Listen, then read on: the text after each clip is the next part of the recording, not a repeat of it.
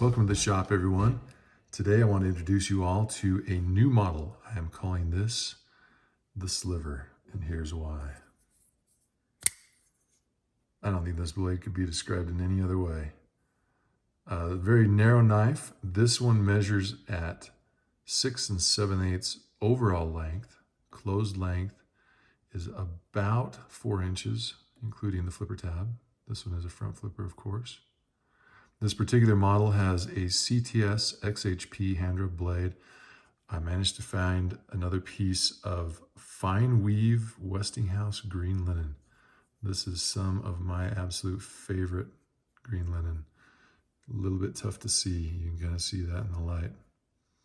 Really great stuff. And then this one, of course, has a meteorite shield to top things off and a layered back spacer to give it some flair. This particular knife is so narrow that I could not get the stop pin. As you can see, I could not get it inside the tang.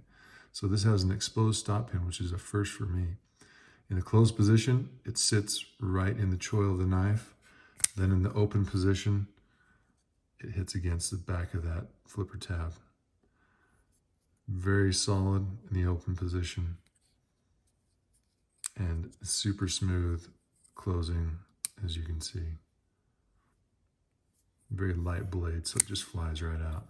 Really fun to flip. You can also flip it with your thumb in a traditional front flipper way,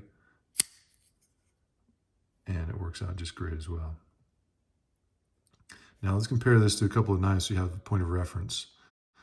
Here you'll see it next to the Tachi. So the Tachi is just slightly longer, but quite a bit wider. And you can see that in this side-by-side comparison.